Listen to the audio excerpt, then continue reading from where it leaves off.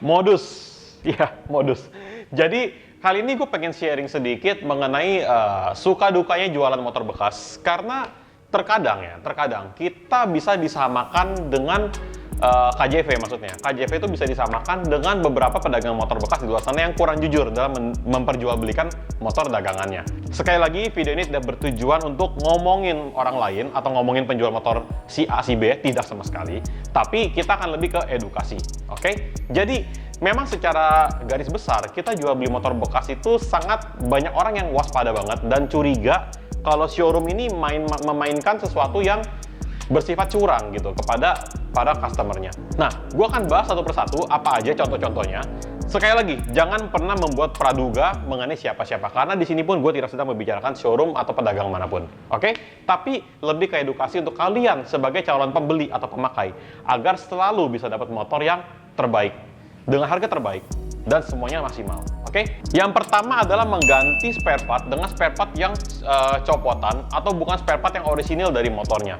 Begini, kita jual beli motor bekas, pasti beberapa dapat motor yang dengan kondisi spare part yang sudah harus diganti atau yang sudah haus dan lain-lain. Nah, ada beberapa orang di luar sana yang mengganti spare partnya bukan dengan spare part motor yang seharusnya gitu loh. Dan terutama untuk spare part yang tidak kelihatan, seperti contoh baut-baut, contoh kampas kopling, contoh lagi gear-gear yang ada di dalamnya. Nah, kadang-kadang ini adalah seperti contoh baut tensioner dan lain-lain yang sangat banyak di dalamnya. Agak kompleks ya kalau disebut satu-satu.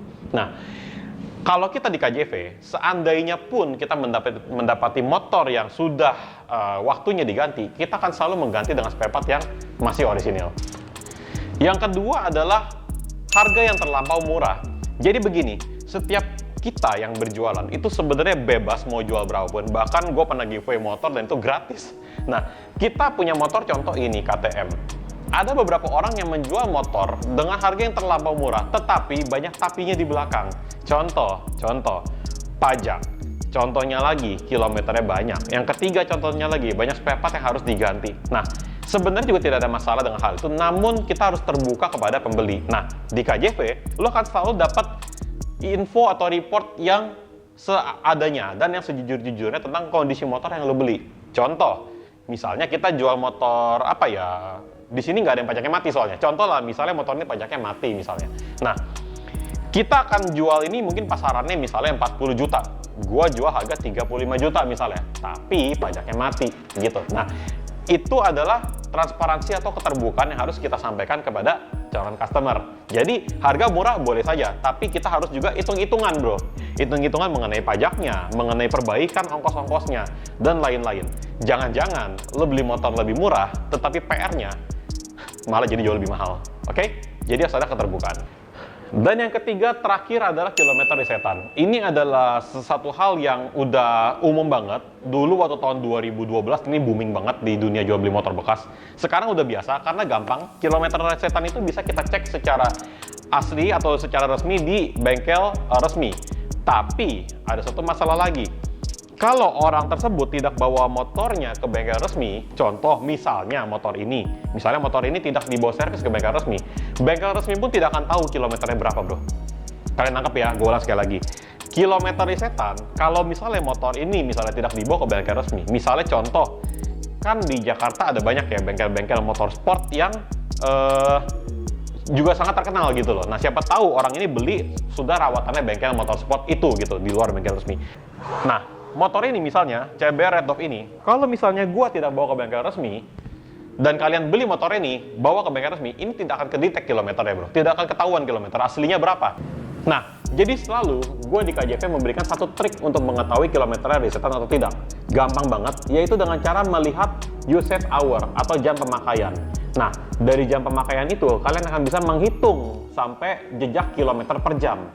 Jadi, hanya bisa sebenarnya, gue ngomong jujur, hanya bisa dikira-kira. Oke? Jadi, motor dengan kondisi seperti ini, kira-kira berapa ya kilometernya? Beda halnya kalau misalnya dibawa ke bengkel resmi, ketahuan. Tetapi jarang banget ada orang yang mau bawa motor ke bengkel resmi, gitu loh. Kita seringkali dapat yang rawatan bengkel resmi juga, tapi seringkali juga dapat yang bukan rawatan bengkel resmi. Dan keduanya, kondisinya adalah sama-sama bagus. Tidak ada masalah dengan itu. Oke? Jadi menurut gua, di poin nomor 3 atau kilometer resetan ini, penjual harus memiliki keterbukaan terhadap para pembelinya mengenai kilometer motor yang dia jual. Oke, nah terakhir, kalau di KJV, kita tidak pernah berpanjang lebar soal kilometer. Yang pasti gue kasih garansi, kalau kilometernya resetan atau ada indikasi diputar, kalian silahkan cek kondisi visual, boleh tekan kameranya. Kondisi visual pun tidak akan bohong bro, tidak akan bisa bohong. Apalagi dari jejak di dalam EQ-nya, tentang informasi usage hour atau jam pemakaian. Nah, di KJV kita tidak panjang lebar, kita garansi kalau kilometer resetan, uang lo balik 110%.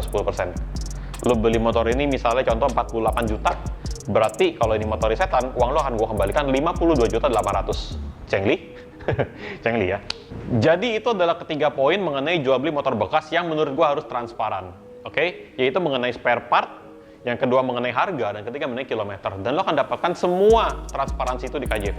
Jadi silakan kalau kalian ada yang tertarik, mau tanya-tanya, bisa kunjungi website kita atau nomor telepon KJV Pusat di sini. Dan kita punya banyak showroom cabang kita. Ada Bandung, Surabaya, Bogor, Yogyakarta, Bintaro, Taman Mini, Cikarang, Bekasi, dan ini showroom pusat kita. Ada KJV Motorsport dan KJV Motostart. Lo bisa tanya-tanya mengenai unit kita, bisa tanya ada ready apa aja, bisa cek juga di website kita, dan semua transparansi.